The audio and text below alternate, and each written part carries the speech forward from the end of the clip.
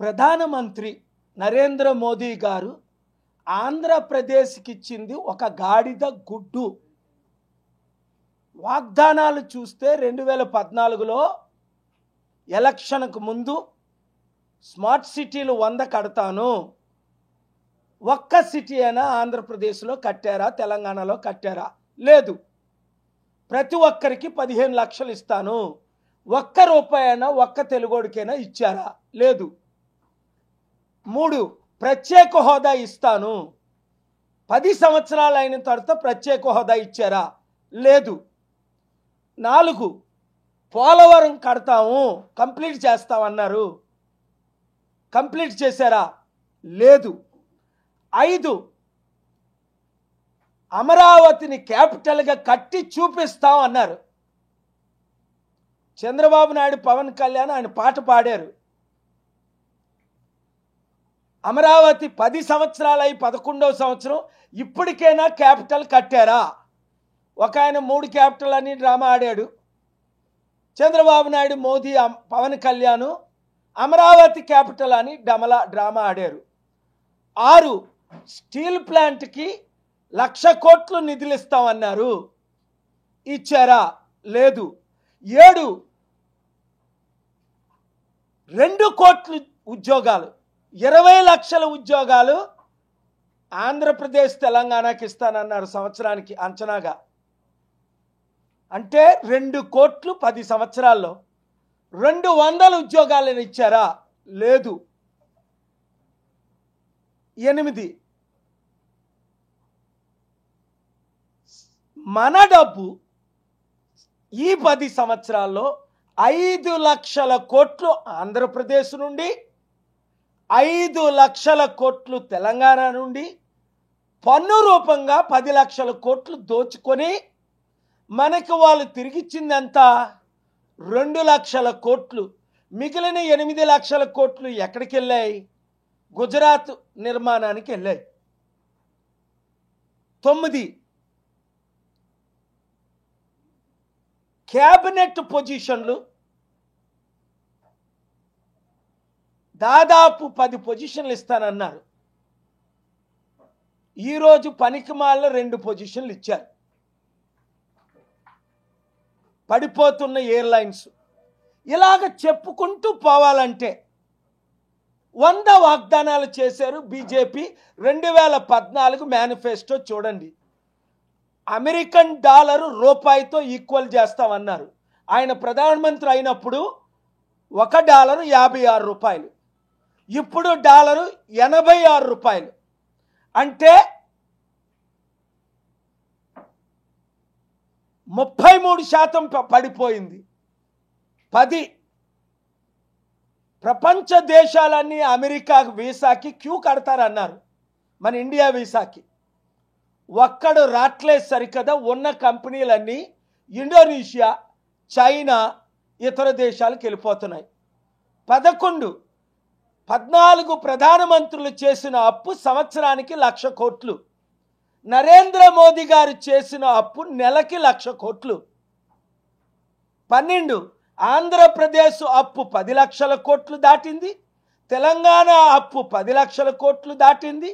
2 రాష్ట్రాలు వడ్డీ కట్టలేని పరిస్థితి. 13 2014లో వచ్చినప్పుడు మట్టి ఓదత్తులు పట్టుకొని పునాదులు తవ్వారు. 2025లో వచ్చినప్పుడు పవన్ కళ్యాణ్కి చాక్లెట్ ఇచ్చి వెళ్ళిపోయారు.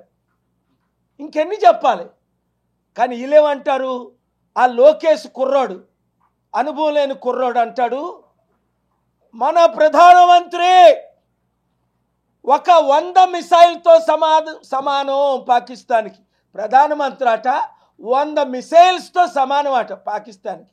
పాకిస్తాను, చైనా, నేపాల్ మన దేశంతో ఆడుకుంటున్నాయి. చైనా ఏమో మొత్తం బోర్డర్ అంతా ఆక్యుపై చేసేసింది. 15 పవన్ కళ్యాణ్ మోదీని తిట్టి, మీరు నార్త్ ఇండియన్ పార్టీ, ఇది హిందీ వాళ్ళ పార్టీ అన్నోడు ఈరోజు ప్రధానమంత్రి పాదాల మీద పడితే ఉప ముఖ్యమంత్రి పదవి ఆయనకి, అన్నయ్యకేమో ఒక రత్నం ఏదో ప్రసాదమో, ఇంకొక అన్నయ్యకేమో ఇక్కడ ఎమ్మెల్సీ సీటు. 16 చంద్రబాబు నాయుడు ఏమన్నాడు? మోదీ ఒక దరిద్రుడు, భార్యనే వదిలేసినోడు, పిల్లలంటే విలువ తెలియనోడు, ఇంత ద్రోహి లేడు అని 100 సార్లు అన్నాడు 2019 ముందు. 2020 బీజేపీతో పొత్తులు పెట్టుకున్నంత వరకు ఇప్పుడేమంటాడు? ఇలాంటి ప్రధానమంత్రి ప్రపంచానికే విశ్వగురు. వీళ్ళకి సిగ్గుందా? వాళ్ళ మాటల్లో విలువ ఉందా?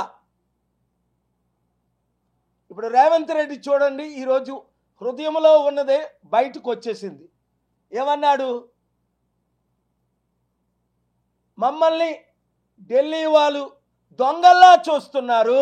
ఈరోజు అన్ని మాటలు, నిన్న అన్ని మాటలు. మమ్మల్ని దగ్గరికి రానివ్వట్లేదు, చెప్పులు కూడా దోచుకుంటావని.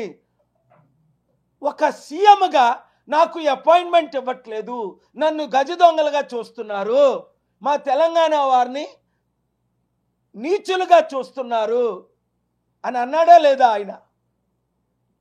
అంటే ఇక్కడ చంద్రబాబు నాయుడు మోదీ పాటలు పాడుతున్నాడు. ఎందుకు అంటే 52 రోజులు మోదీ అమిత్ షాలు జగన్ ద్వారా చంద్రబాబుని జైల్లో పెట్టినందుకే కదా. ఇప్పుడు నోరిప్పితే ఓటుకు నోటు కేసులో చంద్రబాబుని రేవంత్ రెడ్డిని జైల్లో పెడతారనే కదా. ఎందుకు ఈ దరిద్రం మన తెలుగు రాష్ట్రాలకి?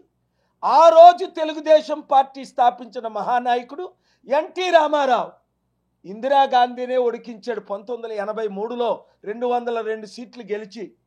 ఆ రోజు పివి నరసింహరావు ప్రధానమంత్రిగా ప్రపంచాన్ని వణికించాడు. ఈరోజు మన గతి అమ్మా నాయనా అని భిక్షం అడుక్కుంటున్నారు ఈ ముఖ్యమంత్రులు, 2 రాష్ట్రాల ముఖ్యమంత్రులు. ఒకలేమో పొగడతో నింపుతున్నారు, ఇంకొకరేమో భిక్ష వేసుకున్నా డబ్బులు ఇవ్వడం లేదు. చూడండి, 3 రోజుల క్రిందట అమెరికన్ వాషింగ్టన్ డీసీలో నా సమిట్ చూశారు. ఎవరు అటెండ్ అయ్యారు? 10లో పెద్ద మందిలో 9 మంది వచ్చారు. ఆ ఫోటోలు చూడండి.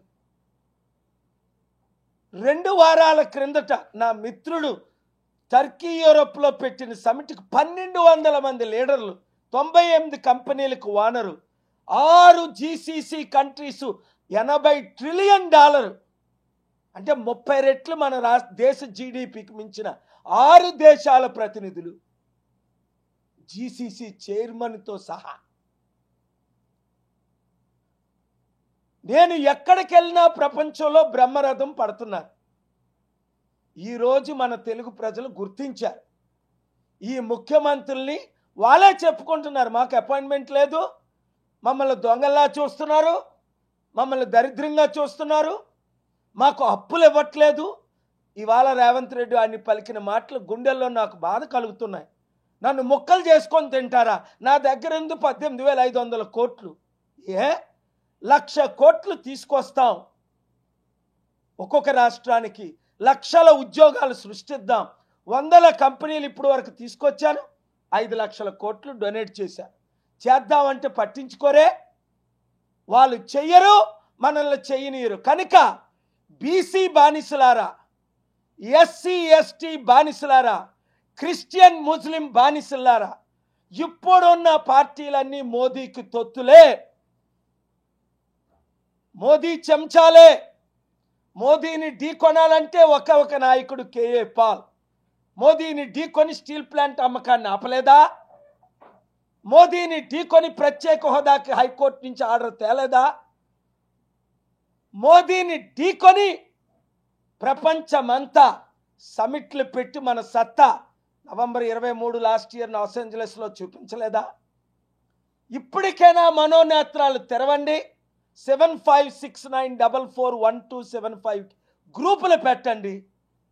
తణుకైతే తణుకు, గుంటూరు అయితే గుంటూరు, కరీంనగర్ అయితే కరీంనగర్ గ్రూపు స్టార్ట్ చేసి 100,000 మందిని చేర్చండి. ఎందుకంటే ఇప్పుడున్న పార్టీలందరినీ, అన్ని పార్టీల్ని ప్రజలు తిరస్కరిస్తున్నారు. మార్పు రావాలి, ఆ మార్పు మనమే తేవాలన్న నిర్ణయంతో ప్రతిరోజు 1000 మంది జాయిన్ అవుతున్నారు. Thank you very much. ఈ వీడియో అందరికీ షేర్ చేయండి.